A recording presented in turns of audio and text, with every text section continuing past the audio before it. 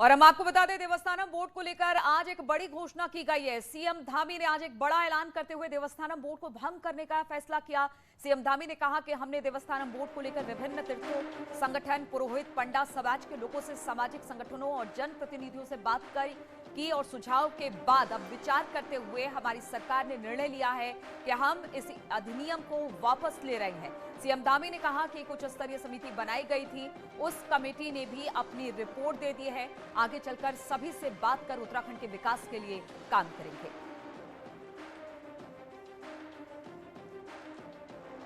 तो देवस्थानम बोर्ड को भंग कर दिया गया है और सीएम धामी ने इस बात का ऐलान किया। उन्होंने बताया कि क्यों आखिर उन्होंने ऐसा किया। उन्होंने कहा कि देवस्थानम बोर्ड को भंग करने का फैसला हमने किया है। सीएम धामी ने कहा कि हमने देवस्थानम बोर्ड को लेकर विभिन्न संगठनों, तीर्थ, पुरोहित, पंडित समाज के लोग, सामाजिक संगठनों और जनप्रतिनिधियों से बात की है। सुझाव के बाद, विचार करने के बाद हमारी सरकार ने निर्णय लिया है कि हम इस अधिनियम को वापस ले रहे हैं। सीएम धामी ने कहा कि एक उच्च स्तरीय समिति बनाई गई थी, उस कमेटी ने भी अपनी रिपोर्ट दे दी है। आगे चलकर सभी से बात कर उत्तराखंड के विकास के लिए काम करेंगे।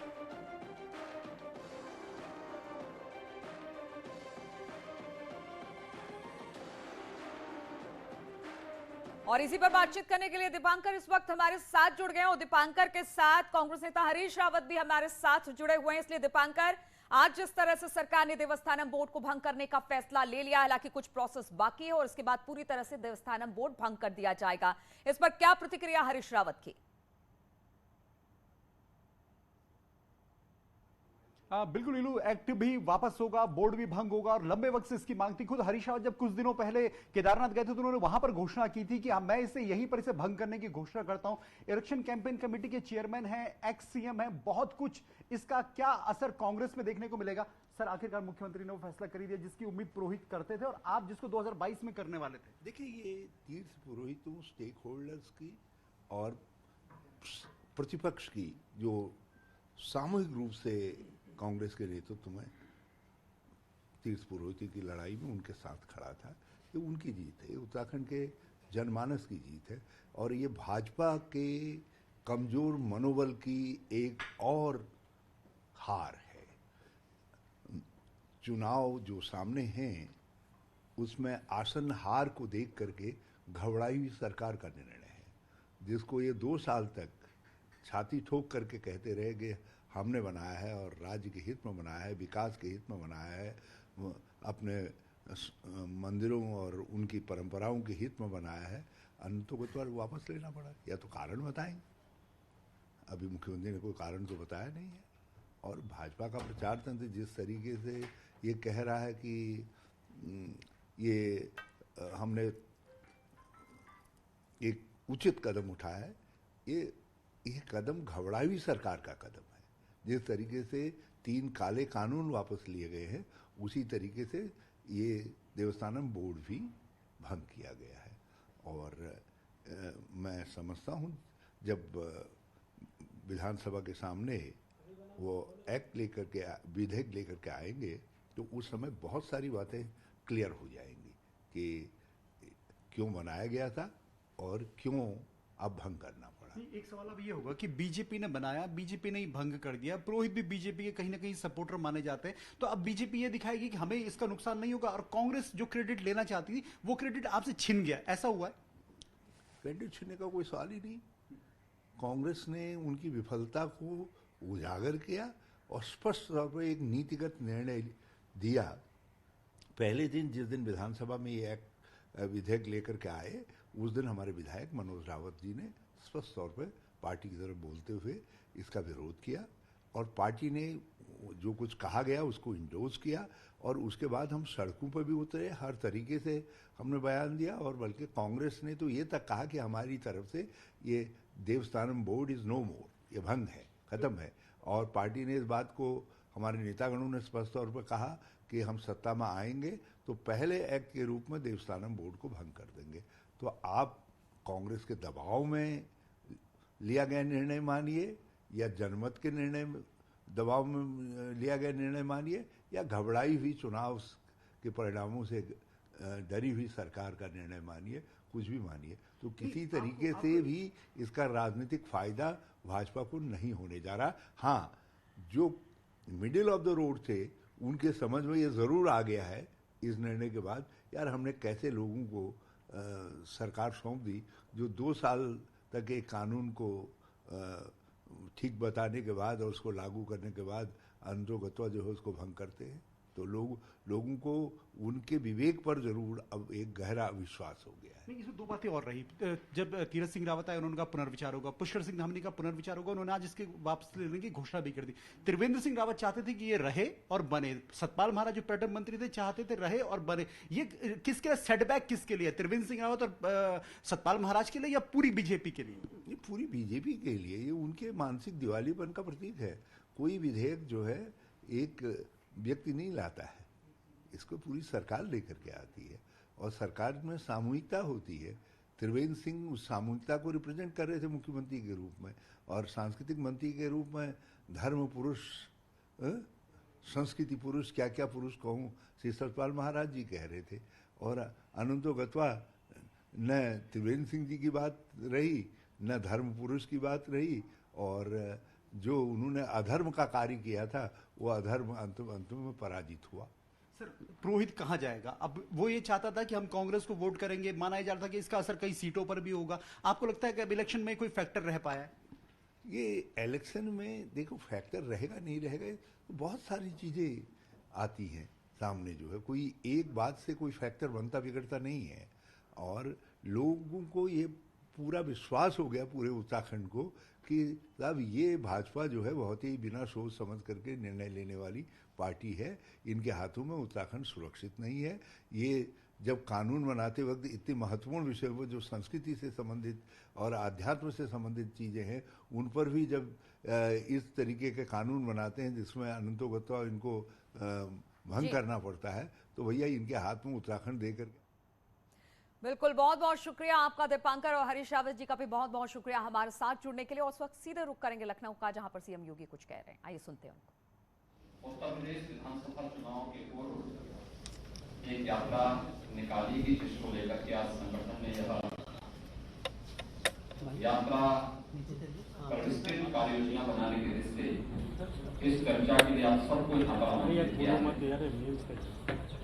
हम सब जानते हैं कि आजादी के बाद मोदी जी ने देश की परंपरागत चली आ रही राजनीति को, जो भाई भतीजावाद, क्षेत्रवाद, भाषावाद, जातिवाद, मत और मजहब के दायरे में कैद होकर के रह गई थी, उसे गांव के लिए, गरीब के लिए, किसान के लिए, नौजवान के लिए, महिलाओं के लिए, गरीब कल्याण के लिए और एक नए भारत के रूप में स्थापित करने के लिए जिस अभियान को आगे बढ़ाया, आज वह प्रत्येक नागरिक की जबान पर सुनते हुए मिलता है।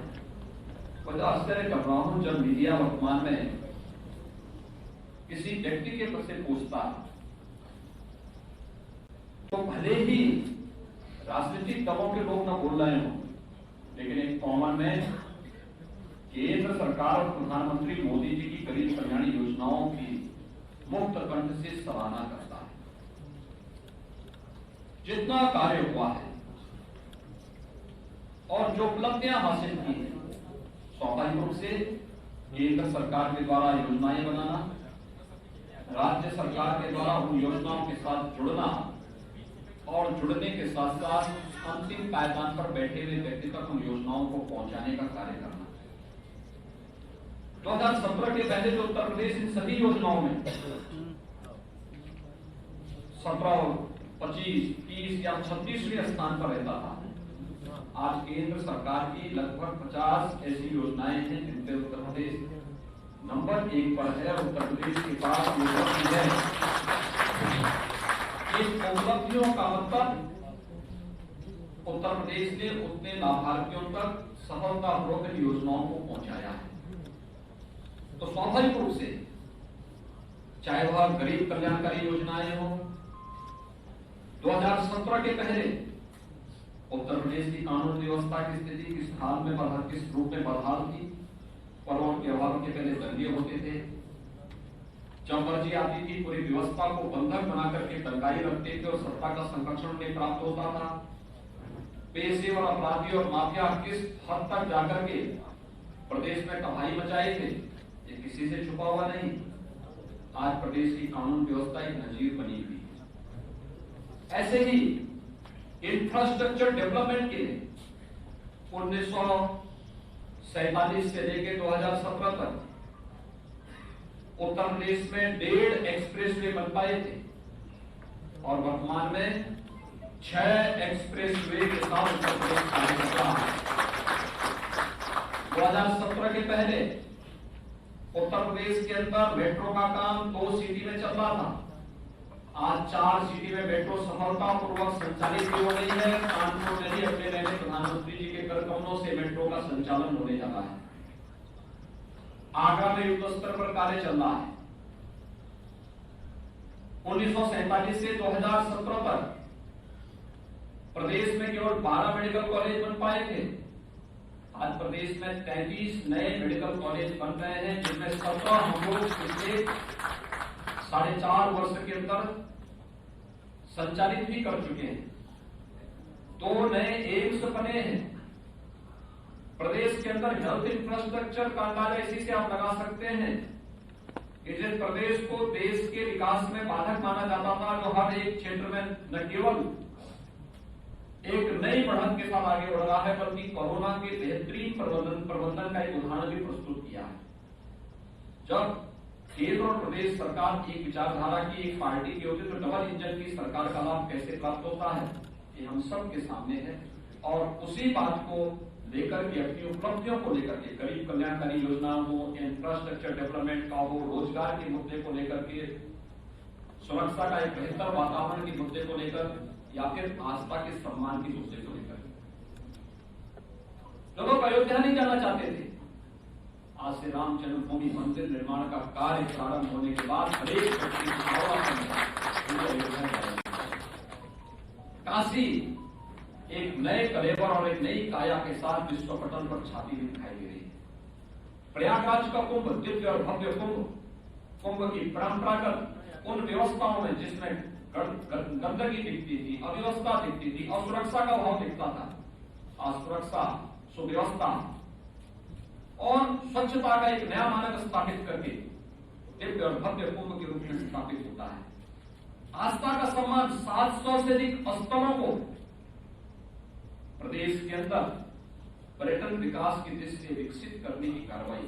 कौन ऐसा जनपद है, कौन ऐसी विधानसभा सीट है जहां पर कोई एक न एक महत्वपूर्ण केंद्र को, जो हमारी पौराणिक, ऐतिहासिक या सांस्कृतिक विरासत का प्रतीक था, उन सबको विकसित करके उत्तर प्रदेश में आस्था को सम्मान देने का काम न हुआ। नमामि गंगे परियोजना की सफलता, जिसको लेकर के उत्तर प्रदेश एकमात्र राज्य था जिसने गंगा यात्रा भी निकाली थी विगत वर्ष।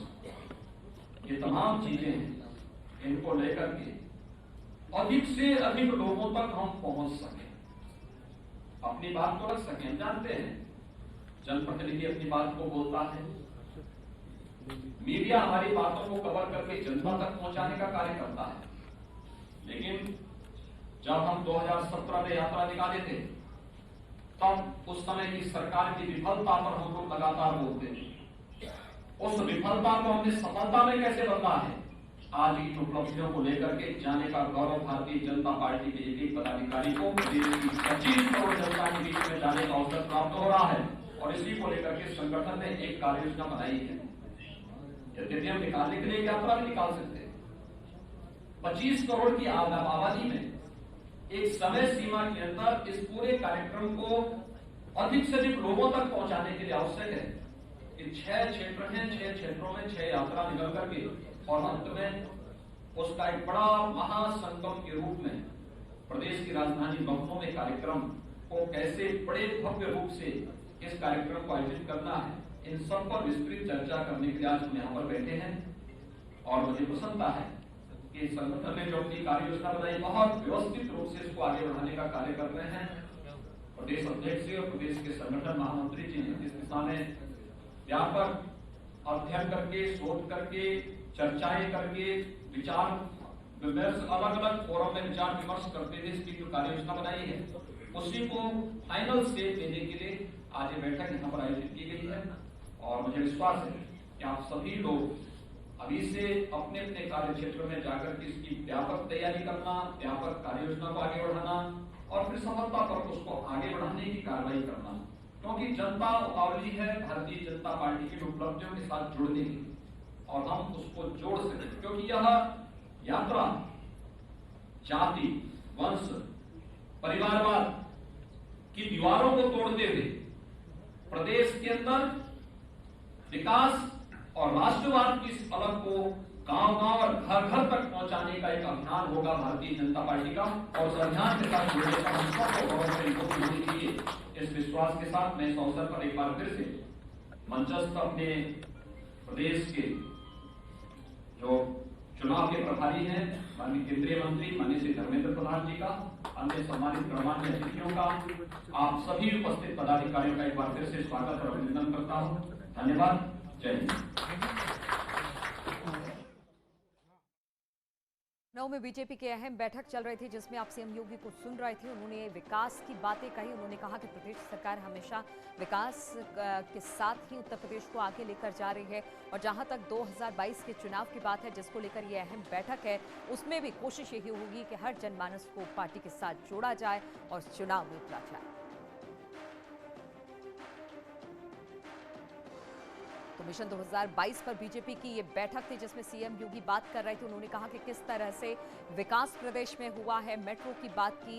उन्होंने दुनिया ने नई काशी को देखा, अयोध्या की बात की। उन्होंने कहा कि मेडिकल कॉलेज बने हैं, तो लगातार बीजेपी यहाँ पर काम कर रही है और 2022 को लेकर लगातार जो बीजेपी की बैठकों का दौर है वो लगातार जारी है और आज भी एक अहम महत्वपूर्ण बैठक लखनऊ में चल रही है।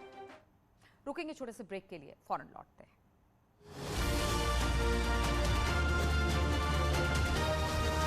एक से हराया।